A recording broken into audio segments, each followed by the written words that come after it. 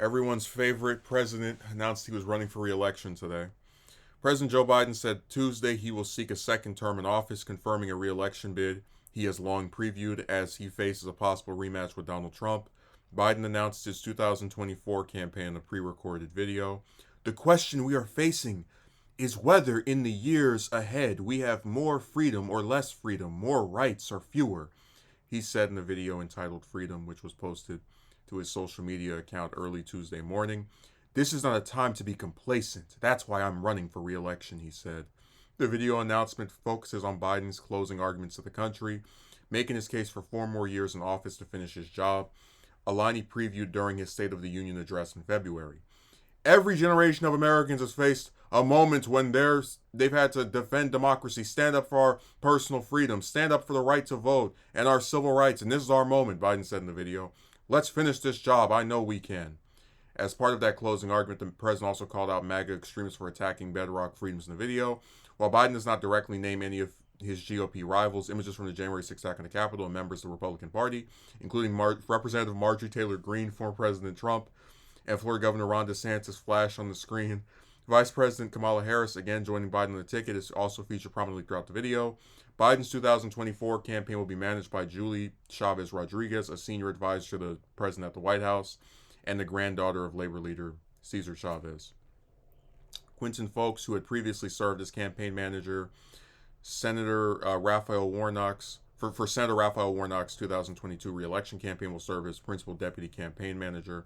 The campaign is also announcing a slate of national co-chairs, including Representative Lisa Blunt Rochester, Representative Jim Clyburn, Senator Chris Coons, Tammy Duckworth, Representative Veronica Escobar, Jeffrey Katzenberg, and Governor Gretchen Whitmer. Tuesday also marked 4 years to the day since he announced his 2020 presidential campaign. In 2019, he pitched himself as a foil to then President Trump, who he warned could forever and fundamentally alter the character of this nation, as Trump went on to assail him as infirm. Now Biden is poised to potentially face Trump again if Trump wins the Republican presidential nomination. The former president has already launched his own campaign and remains a dominant figure in his party. He led Republican challengers by double digits in an NBC News poll conducted earlier this month. Biden also notched several major legislative wins during his first 2 years in office with a Democratic majority in Congress, and won significant and occasional bipartisan investment in infrastructure, climate change, healthcare, and COVID-19 relief, among other areas. But questions about his age are sure to continue to swirl around his re-election campaign. At 80, Biden is already the oldest serving president in U.S. history. At the end of a second term, he would be 86 years old. Polls have shown most Americans and most Democrats would prefer he not run again. Nearly 6 in 10 Democratic-aligned adults said they didn't want to see Biden renominated in the ABC News/Washington Post poll found in February. And 7 in 10 Americans and 51% of Democrats said in an NBC News poll this month that they did not want him to seek a second term, with half of them citing age as a major factor.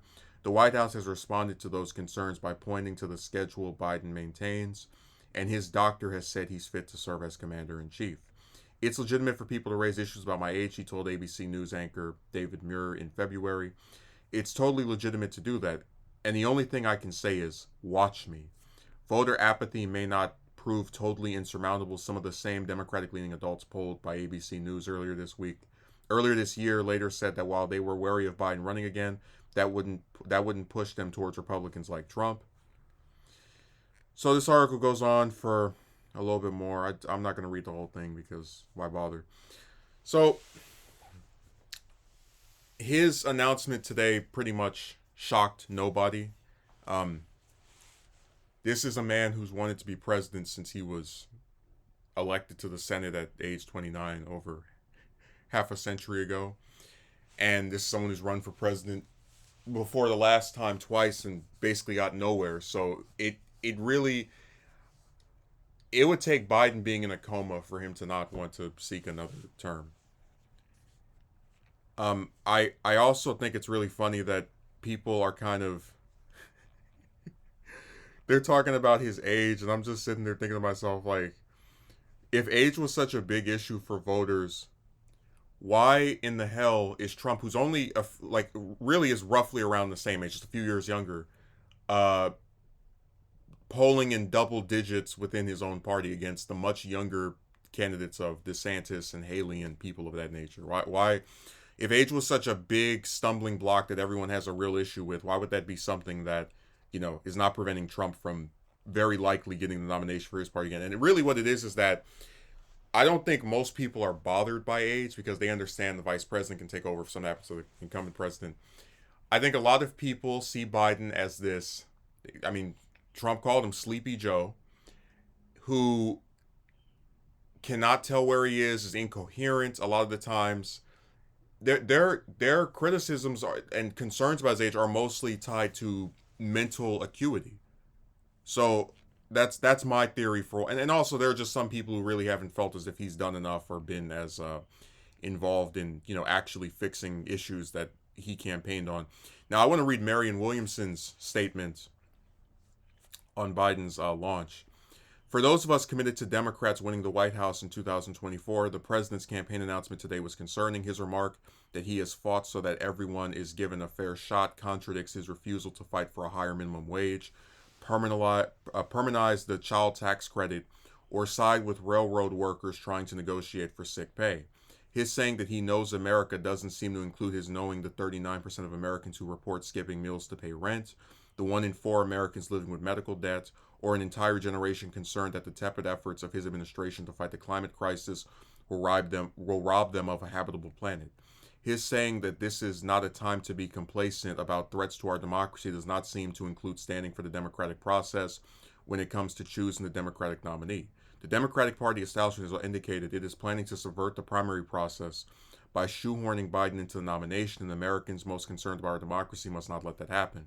With over 50% of Democrats and 70% of all Americans making it clear that they wish to see someone other than Biden run against the Republicans in 2024, it is imperative that the voters hear from all candidates running in this primary, not just the president. I look forward to a robust debate with Joe Biden as I present to the American people my platform, Fundamental Economic Reform, as a better way to win the White House in 2024 when the president's incremental approach to governing. At such a critical time in our country, neither the president nor the DNC has the right to determine who and who is not a serious candidate. That is the right of the people alone. And that's been the biggest disturbing part of Biden running for re-election to me, that you actually have not even just Democratic Party officials, but like commentators online are like, oh, Biden will run for another term and that's it. There should be no primary. Just let him have his second term. It's like, between that and the fact that they're switching the first state to be South Carolina because that's the one that Biden won after getting smashed in Iowa, New Hampshire, and Nevada. All of it just goes back to why a lot of people feel like American democracy is a joke, that it's tailor-made to appeal or benefit certain candidates over others. And the people who are in charge of a lot of this stuff are just not trying to be fair in the process involved. But I read her statement not only to give her some more credit, because I haven't actually made a video that was just dedicated to her in like a month or so. But I read the statement because it goes over several of the problems I have with it. Because people are like, oh, why do you have such a problem with Biden? You want Trump to go get back? And it's like, no, I don't support either one of them. And I didn't support either one of them 4 years ago. Or I guess 3 years ago, but it will be 4 by the time the next election comes into place.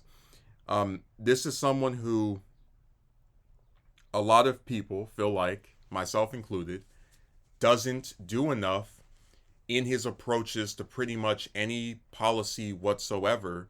And I'm not surprised because this is someone who, when they campaigned for president, said nothing would fundamentally change. And I would argue that nothing really has. I mean, this is someone who, for example, pulled us out of, ended American involvement in Yemen, right, in the worst humanitarian crisis in the world, but then still sells weapons to Saudi Arabia, which they subsequently use to continue attacking innocent people over there. This is someone who, time and time again, with Build Back Better, he bent over backwards for Manchin and tried to appeal to this guy who he called his friend, who literally sunk his main legislative priority, but just by himself. So I like her statement because it goes over a lot of the issues I have with him. Not a time to be complacent. That's why I think it's funny. He acts like he's made this big radical change. Like, this is the same person who still won't cancel student loan debt, who even after canceling a little bit of it, won't won't stand up for that position and say, hey, I'm really tired of these schools ballooning up the prices and us basically setting up millennials to fail by telling them to go to these institutions that want way more money than they actually have at the time that they go. He like nothing. He just everything he does that's good is like just barely good. It's better than what we have, but it still doesn't respond enough to very serious issues. Look at what's happened with these firearms. Like here's a guy who um when we have these mass shootings every day, and when we get a few of them that are on TV and are kind of just spoken of, he doesn't go to Republican states and campaign against them and try to get them to lose their Senate seats, because there's plenty of states where they could lose it. It's not just 70% of voters all supporting them. He goes, I strongly urge them to pass something. Well, what are you going to do if they don't? Are you going to campaign against them? No, I'm just going to sit here and wait until the next mass shooting and stick my finger up and give some strong remarks. He is just such a, what's the way of putting it? I'm not going to support him for a second term. I've said before, I don't believe that Trump should get another one, but I don't think Biden has really been that great either. I think there's been a couple of areas where there have been improvements, but it's never been addressing enough of true issues. Look at the minimum wage. Still $7.25. I mean, like, need I go on? But look, I guess we should talk more about his actual chances of getting a second term. You have some commentators who are saying Biden cannot win; he will lose, and I really don't know, because the thing is, I don't think Biden is that charismatic of a campaigner, especially now. I mean, if you could argue he never has been. That's why he lost in '88 and 2008 when he ran for president. But like, just from the standpoint of, I think because of how extreme a lot of the Republicans that could possibly be running against him are, you're going to see voters who are not enthused about him still vote for him anyway, because they just don't want the Republican to win. Like, you have people who would rather have, uh, you know, completely confused and dazed Biden over DeSantis or Trump. And I understand that, but that's why I said, between him not being what I think is an effective campaigner, like hurting him, but then also running against people who I think a lot of people just do not like when they find out their positions. It's hard. It's like both sides are not good, and I'm trying to figure out which one is going to screw itself up the most come next year.